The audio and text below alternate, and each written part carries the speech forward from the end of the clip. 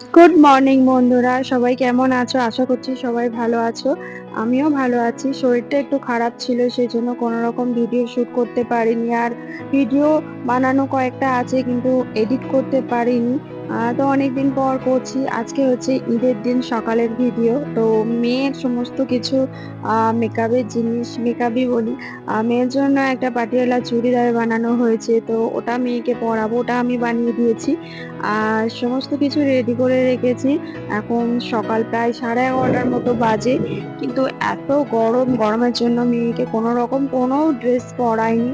তো মেয়ে এখন ঘুমাচ্ছে। তো ভাবছি যে রোদটা একটু কমলে বিকাল হলে তারপর মেয়েকে পরাবো। তো এখন প্রায় 5টার মতো বাজে, তবুও প্রচন্ড গরম। দেখতেই পাচ্ছেন মেয়ে পুরো ঘেমে যাচ্ছে। তো ও ঘেমে যাচ্ছে কিন্তু ননস্টপ ও দুষ্টুমি করেই যাচ্ছে। দুষ্টুমি করছে বলে ও আরো বেশি ঘামছে। তো ওকে নিয়ে ওর মাম্মামরা ফটোশুট করবে। তো সেইজন্য ওর মাম্মামরা এতটা গরমের মধ্যে মেকআপ করছে ওকে নিয়ে ফটোশুট করবে বলে। ও তাদের কিছুতেই মেকআপ করতে দিচ্ছে না। সবকিছু ধরে টানাটানি করছে। কোথায় ঝাড়ু নিয়ে এসে ঝাড় দিচ্ছে। ওদের মেকআপ ব্রাশ নিয়ে কামড়াচ্ছে। ওর মনে যেটা চলছে ও সেটাই করছে। ওর দুষ্টুমি তো সারাদিন শেষ হয় না। ও এত বেশি দুষ্টুমি করে যে ওকে সামলানো পসিবল হয় না আমার একার পক্ষে। আমরা এখানে ৪ টে মানুষ বাপের বাড়িতে সবাই হিমশিম খেয়ে যায়, ও এতটা অন্যায় করে। তো ওকে কোনরকমভাবে ফটো ক্লিক করা যাচ্ছে না। ও ননস্টপ হেঁটেই যাচ্ছে, হেঁটেই যাচ্ছে। ছোটবেলায় যা পিকচার ক্লিক করার করে নিয়েছে, কিন্তু এখন যেহেতু বড় হয়েছে, যখনই ওকে ফটো তুলতে যাই তখনই ও ফোনটা নেবে বলে দৌড়ে, দৌড়ে চলে আসে। তো এত কষ্ট করে গরমে সেজেছে ওরা, বেকার, কিছুতেই পারছে না। অনেক ট্রাই করা হলো, রাস্তায় নিয়ে যাওয়া হলো, সেখানেও হলো না। তারপর ছাদে তোলা হয়েছে, সেখানেই ও দুষ্টুমি করে যাচ্ছে।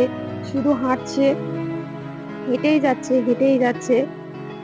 কোনো রকমভাবে কেউ ওকে পাচ্ছে না। হাতের নাগালের মধ্যে ওকে আমরা কেউ পাচ্ছিই না যে ওকে নিয়ে পিকচার ক্লিক করব। দেখুন কিভাবে ও ছটফট করছে।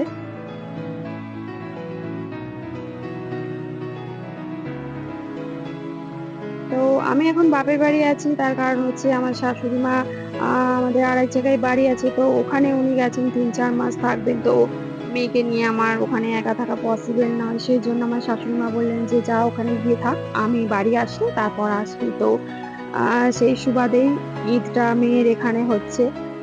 তো ওর মামামরা খুব খুশি। ওদের কাছে ঈদটা খুব স্পেশাল। কারণ আমার মেয়ে ওদের কাছে স্পেশাল। আমাদের বাড়ির জন্য, আমার বাপের বাড়ির জন্য আমার মেয়ে খুব স্পেশাল। তো আ ও থাকলে আমাদের আর কিছু দরকার হয় না। কারণ ও আমাদের কাছে একটা প্রাইসলেস জিনিস, যেটা ওয়ার্ডে এইভাবেই ঈদের দিনটা কেটেছে। তো যদি আমার ভিডিওটা ভালো লেগে থাকে লাইক করবেন, কমেন্ট করবেন, বন্ধুদের মাঝে শেয়ার করবেন। আর আমার আর আমার মেয়ের চ্যানেলটা সাবস্ক্রাইব করতে ভুলবেন না।